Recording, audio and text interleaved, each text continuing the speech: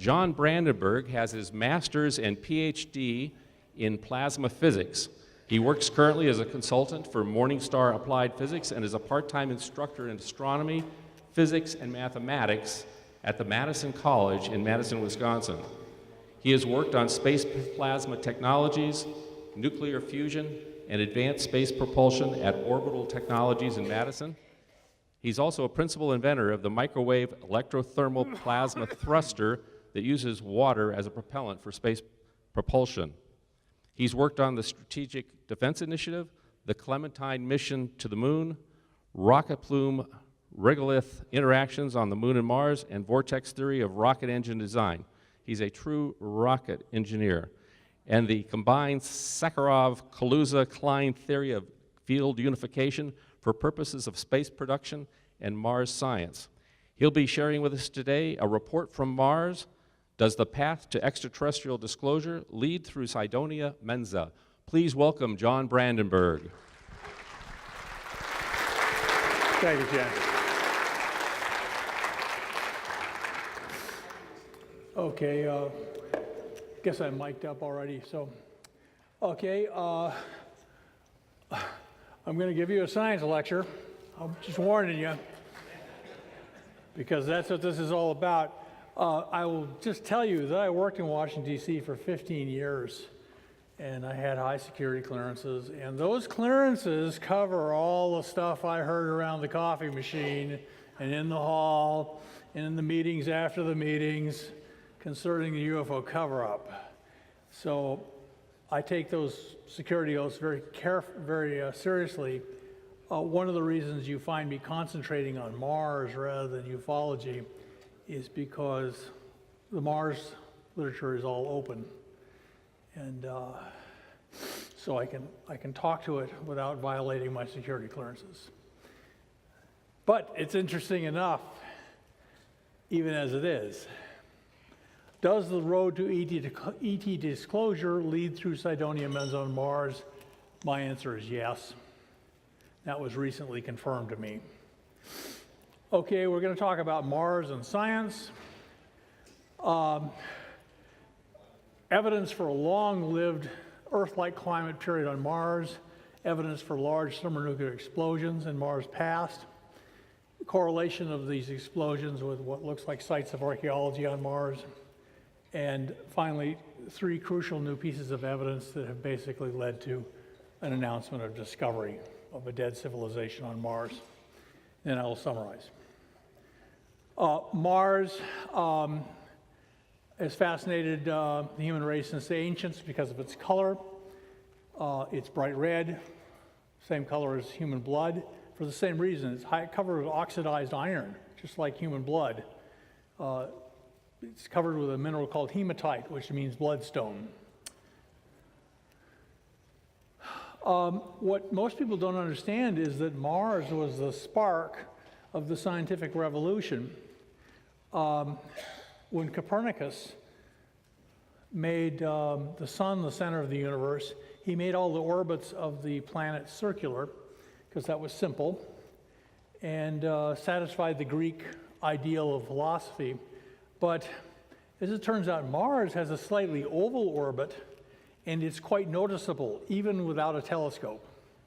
If you just watch Mars night after night, and Mars, because it was the god of war, was the money shot. That's where astrologers all made their money, because kings always wanted to know when the time was appropriate to go to war with their neighbors. So, in order to do very accurate astrology tables, they had to study the orbit of Mars very carefully. Johannes Kepler discovered that the Mars orbit was an oval, an ellipse. And this means that the gravity force on it varied over its orbit.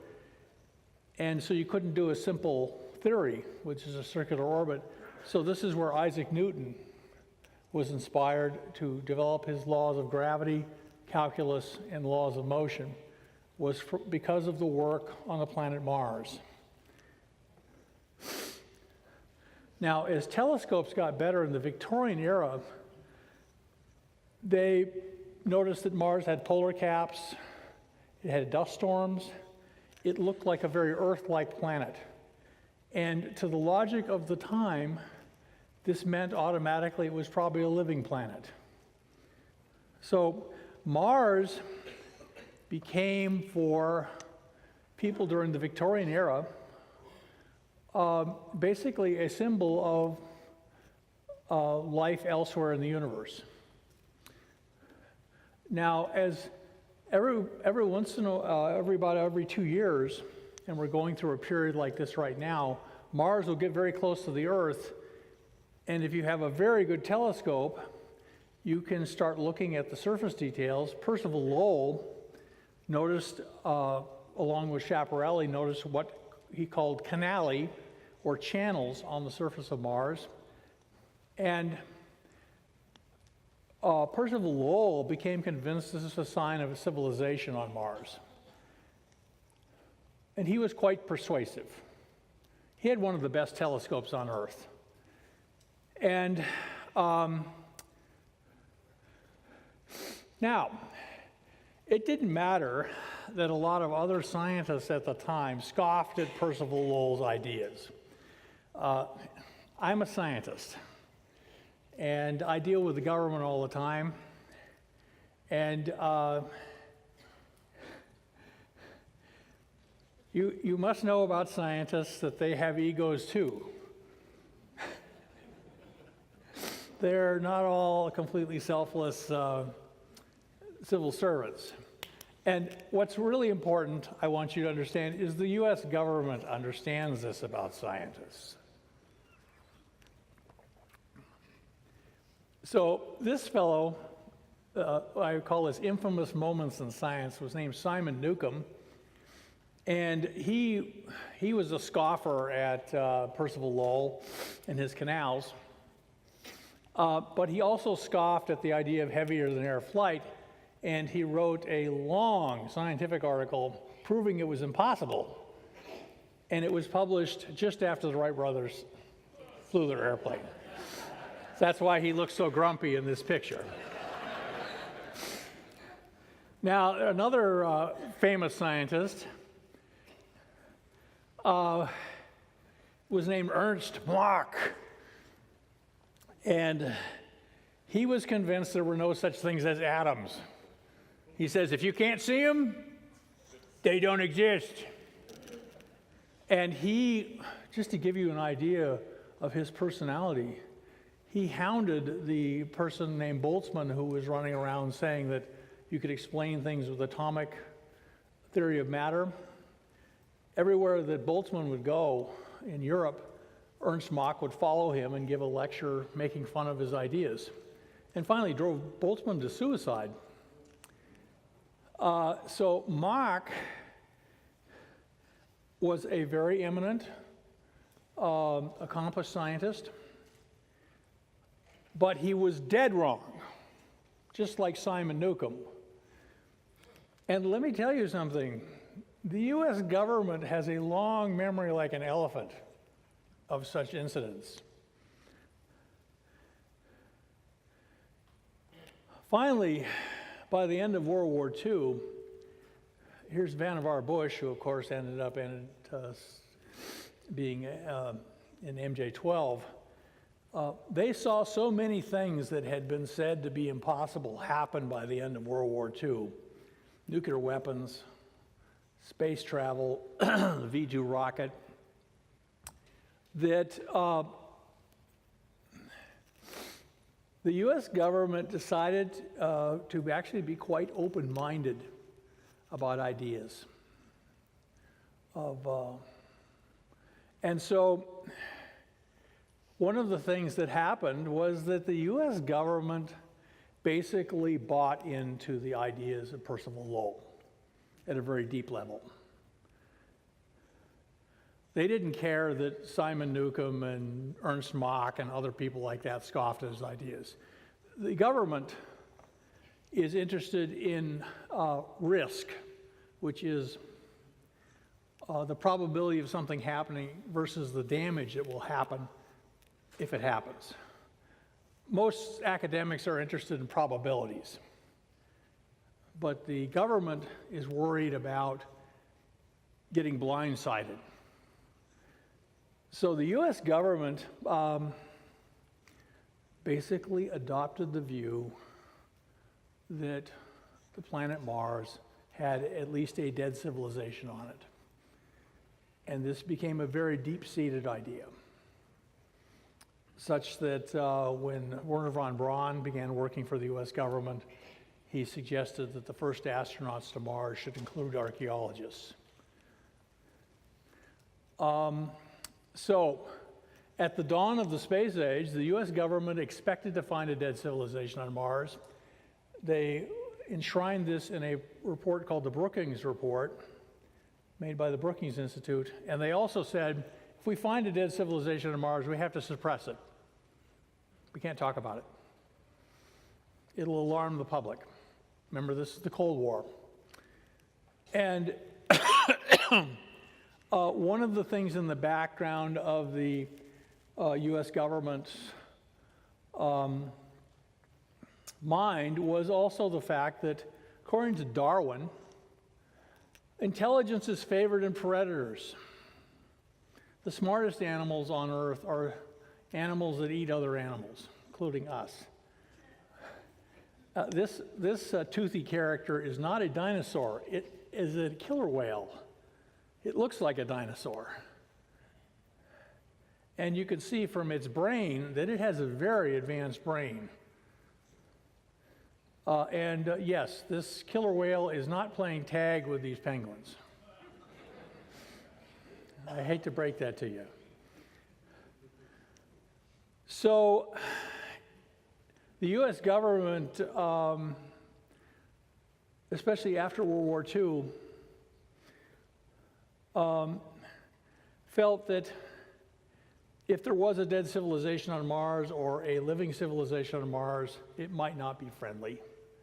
War of the Worlds was written by H.G. Wells in 1900, based on the work of Percival Lowell. And so by this time also the ufology had become a real phenomenon during World War II. So the US government, Mars and ufology became briefly kind of linked. There was some notion that UFOs might come from Mars.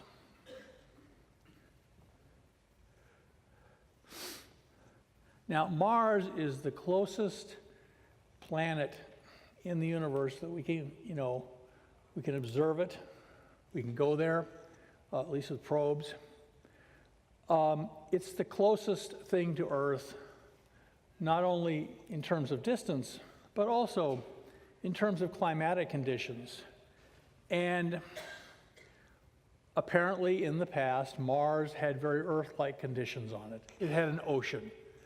If you have liquid water on the surface of a planet, it means it has to have a certain range of temperature and pressure to support that liquid water. I am the discoverer of the dead ocean on Mars, by the way. They don't give me credit because of Cydonia. And the reason we discovered it is because the face on Mars is right on the shoreline of the ancient ocean. The ocean on Mars, the Paleo-ocean of Mars, was discovered as a result of the Cydonia Mensa investigation. You'll never get anybody from Jet Propulsion Lab to admit that, though. And that's because they're operating under orders written in 1958. Now, we have a lot of really good pictures of Mars now, and we even find erosion channels on the flanks of volcanoes on Mars, and they look just like the erosion channels on the flanks of Hawaiian volcanoes. Same drainage pattern. This indicates that Mars not only had liquid water on it, it had a weather cycle similar to Earth. Here's the other fascinating thing about Mars. Mars is red, and so is the Earth. If you go over areas of Earth that are desert, Sahara Desert, the Mojave, they look bright red from space. That's because Earth is covered with highly oxidized iron, red Georgia clay, hematite. And it's because of the oxygen in the Earth's atmosphere. Now, the first person to suggest that Mars used to have a very rich oxygen atmosphere was none other than Carl Sagan. He was then taken aside, and the facts of life were explained to him that he couldn't talk about that anymore, so he quit talking about it. But all of this investigation of hematite on Mars, or goethite, implies that Mars used to have not only a dense, warm atmosphere like Earth, but an atmosphere full of oxygen. Now, how do we know how old Mars is, its geologic age? Well, when we went to the moon, we brought back rocks that could be radiometrically dated. And they also knew how many craters there were per square mile on the areas where they'd taken the rocks from. So they basically came up with an equation that related how many craters per square mile gives the approximate age of the rocks in that area. So if you have so you don't need to sample the rocks directly. You can just look at how many craters per square mile. The only problem is it assumes a cratering rate on the moon, which then can be measured. But the problem is the Jet Propulsion Lab went then and applied it to Mars. And guess what? Everything on Mars then is the same age as the moon. The problem is that Mars is at the edge of the asteroid belt. It's getting hammered. It has a cratering rate on that is estimated to be at least 4 times the cratering rate as the moon. However, because this gives lunar ages for everything on Mars, it makes Mars safe against biology. The Jet Propulsion Lab basically says everything on Mars is 3.5 billion years old. And this means there was no time for life to develop on Mars, especially no time for life, anything like us, to evolve. However, Mars is sending us free samples, and we can date those radiometrically, and the results are astonishing. Almost everything we get from Mars is 1 billion years old or less. This means that Mars only looks old. The average surface age is given by this blue line, and it's about 200 million years old. So Mars looks old, but it's not. This means the Martian ocean was there until quite recently in geologic time. This means that Mars had Earth-like conditions for most of its geologic history. And of course, now we know that there's evidence for life on Mars. In fact, they've found life signs in all the Mars meteorites now.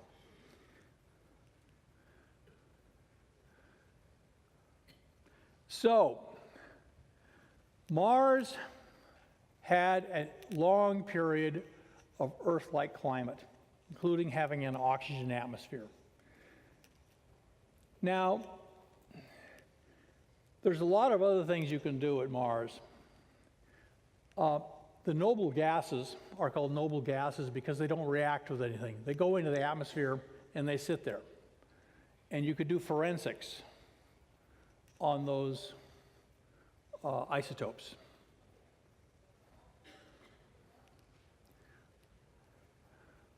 And this tells you the same thing. Mars assembled more quickly than the Earth did and cooled, pardon me. Life began on Mars earlier than Earth. Mars developed oxygen atmosphere before Earth, and evolution produced a humanoid species more quickly than on Earth. We know that from the Mars rocks now, that Mars got a big head start on the Earth. It was farther from the sun, so it was cooler. It formed an ocean quicker, developed an oxygen atmosphere. And one of the other things that happened on Mars is somehow the xenon isotopes. Xenon is a gas used in flash bulbs on Earth, and it has roughly 5 stable isotopes. This gives a nice fingerprint, so you can do forensics on what processes created that xenon. The xenon on Mars looks entirely different from anything in the solar wind, anything on Earth, anything in meteorites that are not from Mars. We dropped probes into the Jupiter atmosphere. The xenon on Jupiter looks the same as the xenon on Earth. We landed on a comet. The xenon on the comet looks the same as the xenon on Earth. Mars sticks out like a sore thumb in that it has an enormous amount of xenon-129. What happened to me was I was working in a nuclear weapons lab, and I showed a chart like this to somebody who was involved in sampling the air on Earth to see if people were setting off nuclear weapons and not telling anyone, like North Korea. And the person's immediate reaction was, oh, that's a nuclear weapon signature. So there has been a debate as to why, try to come up with a model for why Mars would have this strange xenon on it. And one of the ideas is that Mars had a thick atmosphere, and then that atmosphere was all blown away, and radioactive iodine-129 decayed into xenon-129, and leaving a thin atmosphere. The only problem is that we know that Mars' early atmosphere was very dense because there are all these water channels. The craters were all full of water. So, we now know that early Mars had xenon very similar to Earth, but something happened in recent geologic time. The question is what? There's one other process that is known to create this xenon-129 spike, and that is nuclear weapons. And so I basically started searching through the literature, and the US government does not like talking about these things, by the way. They're not classified, they're kind of in this gray area, they're called sensitive. But we finally discovered that we could find that yes, on Earth, due to the nuclear weapons testing and production, weapons production, the xenon-129 on Earth had grown tremendously during the Cold War.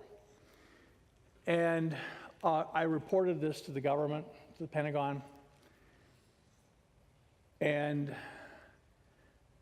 it got reported to the Mars desk at the Pentagon. I found out there was a Mars desk. 6 months later, they sent me a message back and said, publish.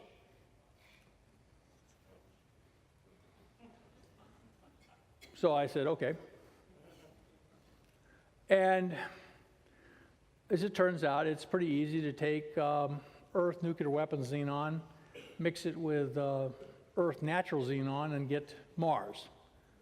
So Mars is a mixture of natural xenon and apparently nuclear weapons detonation xenon.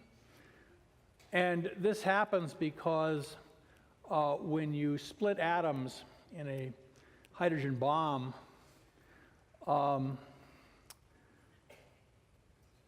if you split atoms in just a regular nuclear reactor, you get a deep valley of isotopic abundance.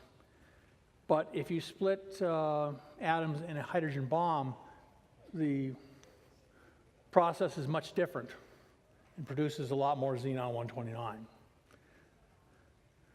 So,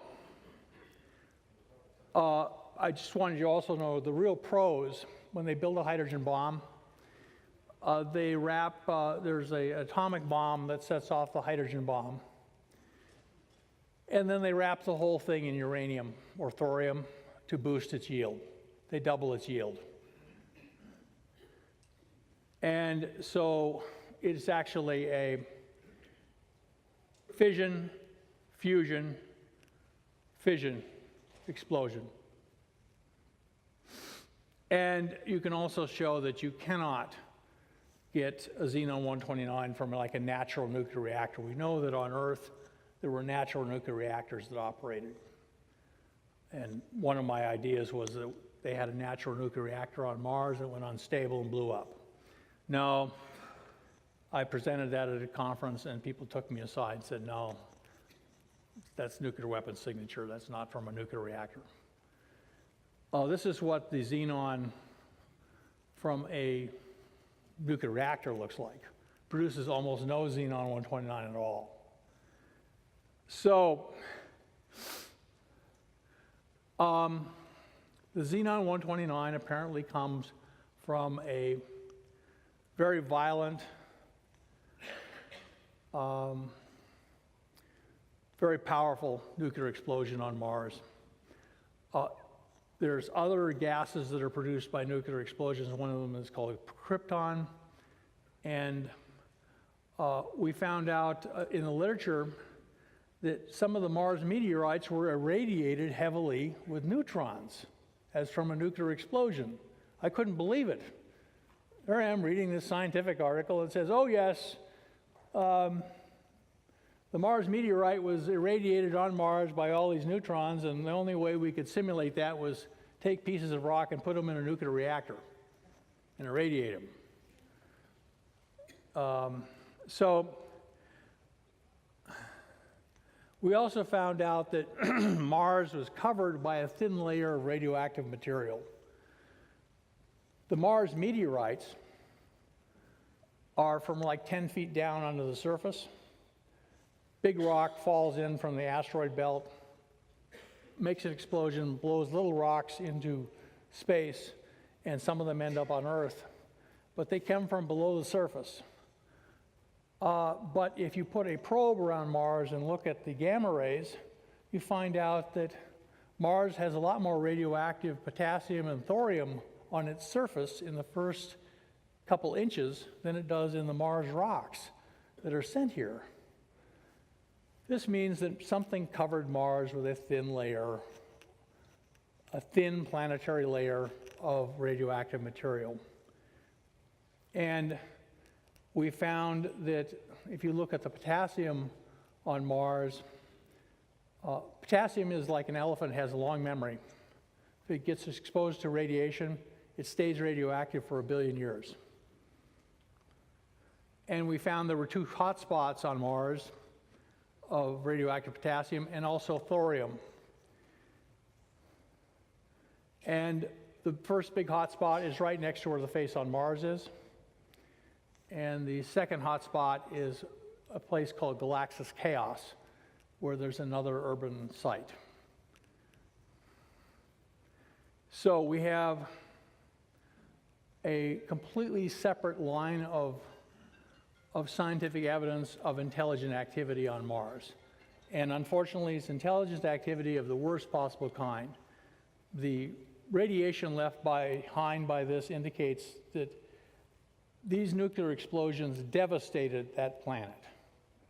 They turned that planet from being something like Earth to what it is now. Not only that, they didn't leave any craters. This is like, we're talking Sherlock Holmes here at this point. Who done it? And why? The weapons apparently went off in midair. They turned the surface of Mars into glass in those areas. It's a glass called trinitite, formed by nuclear explosions on Earth. So, rough time frame, 200 to 300 million years ago, this tragedy occurred.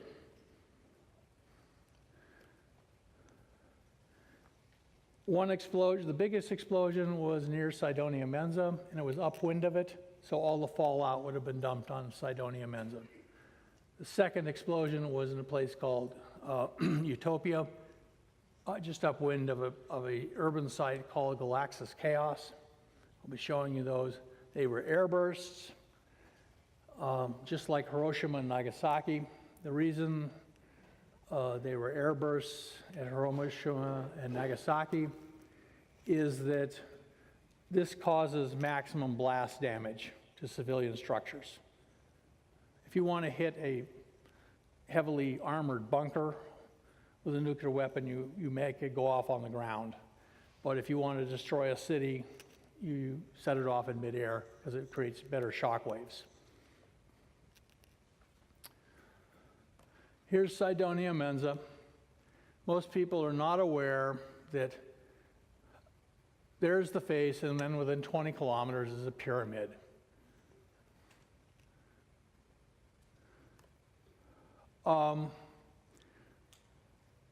We have a lot of new pictures of this face. Here it is from above, down at the bottom. That's taken by the Odyssey picture, the Odyssey probe. And then also there was another probe called Mars Global Surveyor, took a picture at an oblique angle. Only typical of the government, they didn't tell us it was taking it at an oblique angle. They basically released the picture unenhanced and made it as confusing as possible so that no one could figure out what it meant. This is what they released below the blue arrow. We call, in the group that I work with, we called this the cat box picture because they said it resembled an object in a cat litter box. And we were able to, Dr. Mark Carlotto, who's a genius at computing science, image processing, was able to rotate the image so that we could see what it looked like from above. And there's what it looks like from above. And you can see that there are two nostrils in the nose and ornaments on the helmet. It resembles the product of what's called the Olmec culture on Earth in Old Mexico. And not only that, it has what's called a frame corner, where the helmet has a square edge at the edge of the face.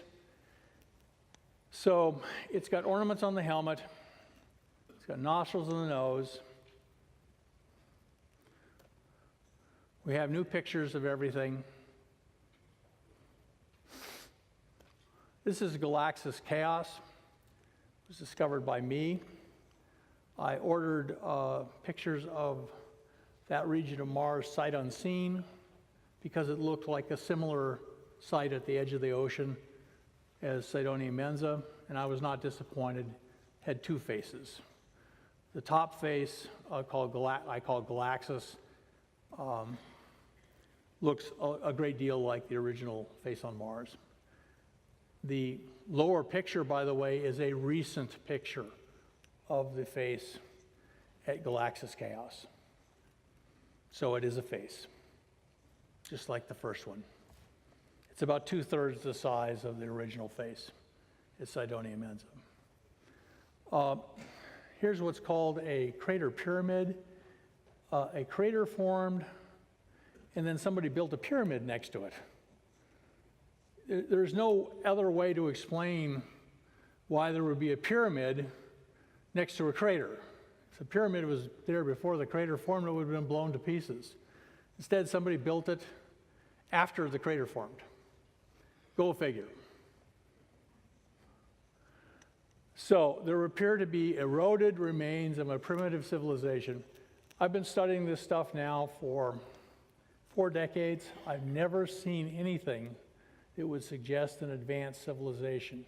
Now, one of my buddies I worked with in Washington, D.C. says, "Oh, well, John, I want you to know that we have a lot of other pictures we've never released to the public.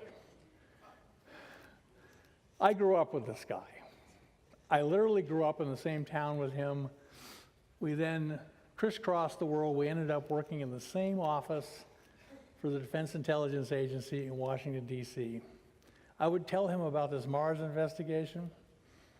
He would drink his coffee and nod. I mean, we were good friends. We were good friends. And he never even hinted until about a month ago that he was going to meetings down at the Pentagon and at the CIA about Mars. So the US government was obsessed with Cydonia Mensa, even though it publicly was saying, move along here, folks, there's nothing here to see. So doesn't that all sound familiar? So now we got 3 new pieces of data.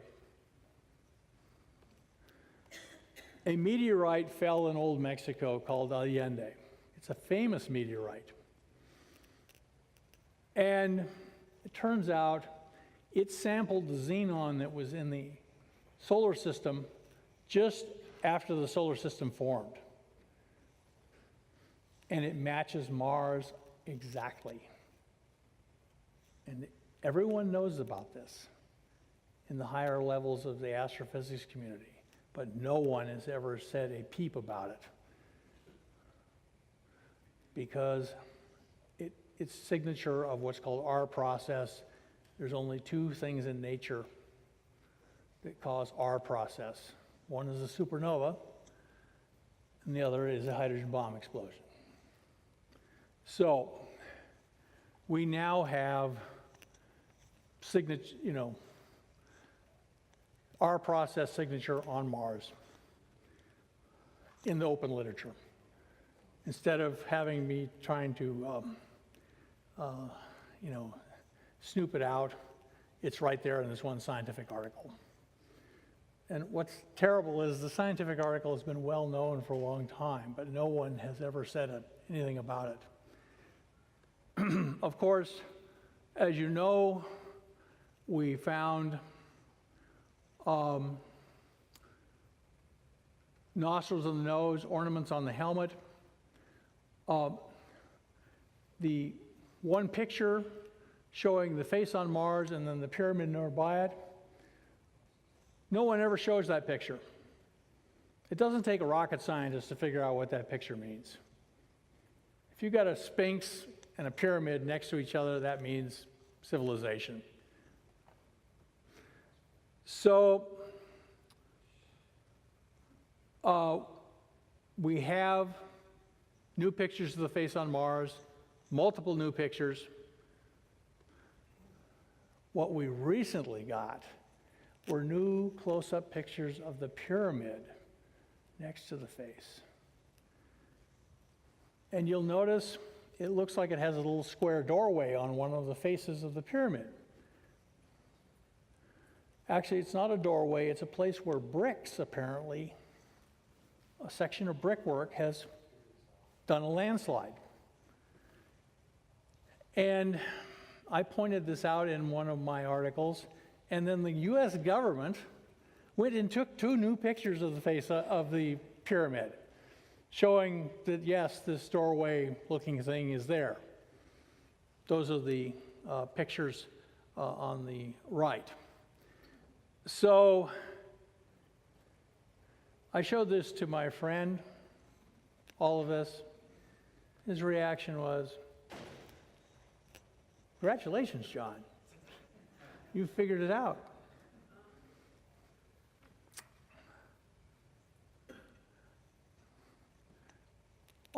There's a place in Egypt called Maidum, where there's a pyramid that was half built and it collapsed while it was being built, and it has the same brickwork failure.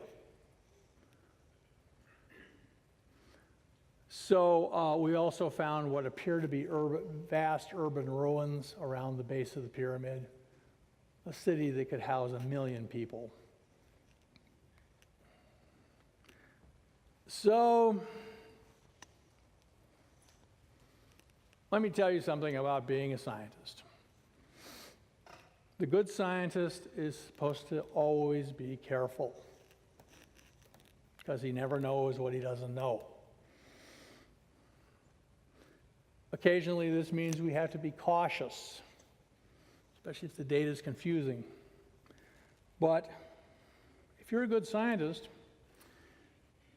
you finally have to be able to put everything on the tabletop in front of you and be bold and decisive, just like a general on a battlefield. And I decided that day had come. So, therefore, at the press conference yesterday, I announced the discovery of a dead, humanoid, apparently primitive civilization on Mars that perished with Earth-like conditions on that Mars due to a planetary nuclear holocaust approximately 200 million years ago. And I announced this in the name of the United States of America. Your taxpayers' dollars paid for all of this data. I ran this all by my friends from back in DC. They approved. I told them, unless I get an order to stand down from you guys, this is going to pop. They were very happy. One of them commented, well, the Russians and the Chinese can't claim later that they discovered it if you announce this discovery. Now, it's not exactly made bold headlines, but that's okay. I don't care. I announced it. It's mine.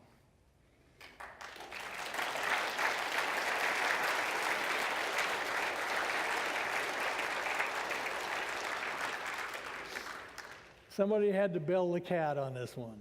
I decided it might as well be me. And thank you. So we are not alone in the universe, my friends.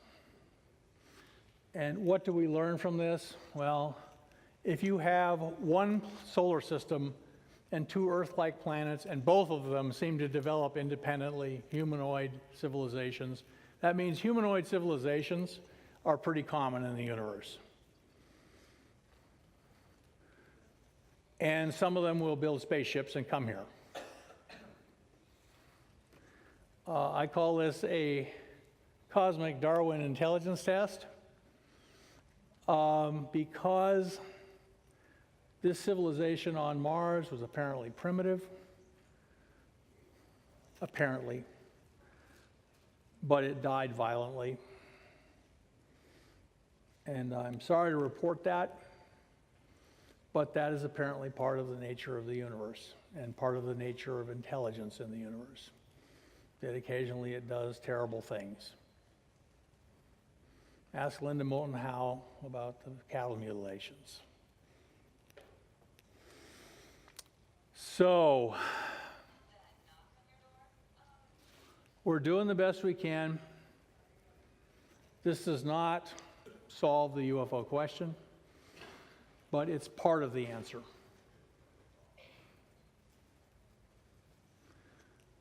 So, in summary, Mars shows strong evidence of a long period of Earth-like climate and biology.